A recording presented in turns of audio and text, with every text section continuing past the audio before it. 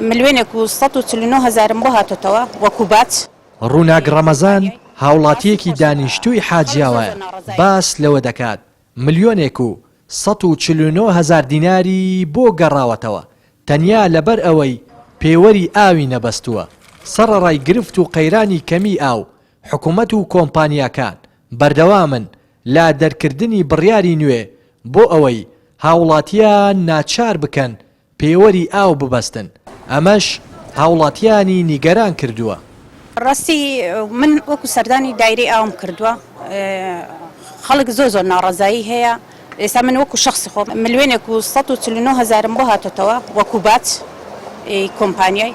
ڕاستی خۆشترە، خەڵک زۆر ناڕەزایی هەیە. قەولیش بۆ ئەو کۆمپانیا خەڵک زیاتر بۆی پێوەرەکەی نەبەست سقەی پێ نەبوو لەبەرەوەی حکومەتی هەرێم هەڕۆژە بەهانەیەکی بە خەڵکی دەگرێت. ئێستا بەهانەی پێوەری ئاوەکە جا بەهانەی پێوەری کارەباش بۆم بۆ دێ لەولارە.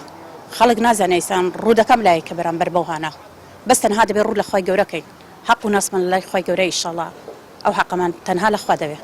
دیارە پێشەکێکی وەکو سوبی پێشخوانی ئێرانیان 500,000 ئەو دیارە 500,000 ئەو 500 دیارە خرامەیە بە ئیجباریەدا نەمدەکەن یان سقەم پێ نەوە ساعەتە یاوێ بەل ئیجباری بیکەم بە کابرام گوتووە نایبەسم دی بۆ ناکەم مامەڵەکەی بە ناچاری کردومە بەڵام وە دەیبەزم سقەم پێ نییە.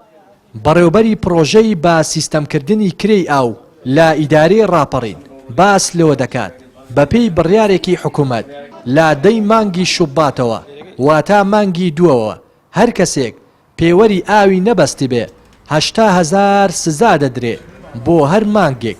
دەژڵێت ئەوان تەنیا کرێی ئاو کۆ دەکەنەوە. حکوومەت بڕیارەکان دەردەکات. لە تازە کە ئاخر چۆن دەڵێ هەموارکردنەوەی یاسای ساڵی 2010 بوو ئەوەیە دەڵێ هەر ماڵێک هەتا بەرواری دەی 2021 هیچ پێوەری نەبێت بۆ هەر مانگێک لەمە و یعنی لە دوای دەیدووە مانگی 80,000 کری ئاوی بۆ دێتەوە. ئەو بڕیارە لەلایەن حکوومەتی هەرێم لە وەزارەتی شارەوانیەوە دەرکراوە. ئێمە وەکو کۆمپانیای ئۆرانۆس تەنها کۆمپانیای جێبەجێکارین بۆ کۆکردنەوەی کری ئاو. کۆمپانیایکی جێبەجێکارین تەنها ڕێنمایەکانی حکوومەتی هەرێم جێبەجێ دەکەین و هیچ بڕیارێک ئێمە دەری ناکەین. سەرەڕای زیادبوونی بەردەوامی قەیرانە یەک لە دوایەکەکانی ئاو کارەبا و سوتەمەنی و چەندینی دیکە لە هەرێمی کوردستان کەچی حکوومەت بەردەوامە لا ناچارکردنی هاوڵاتیان با بەستنی پێوەری ئاو. هەر ماڵێکیش پابەد نەبێت سزای دەدەن. ئەمەش هاوڵاتیانی نیگەران کردووە و دەڵێن حکوومەت باکی بە ژیان و گوزەرانی خەڵک نییە، تەنیا بیر لەوە دەکاتەوە با ڕێگەی جیاواز باج و سزا بەسەر هاوڵاتیاندا بسەپێنێت و پارە بۆ خۆی پەیدا بکات. لا دەڤەری ڕاپەڕینەوە ڕێناس ئەرسەلان کەناڵی پەیام.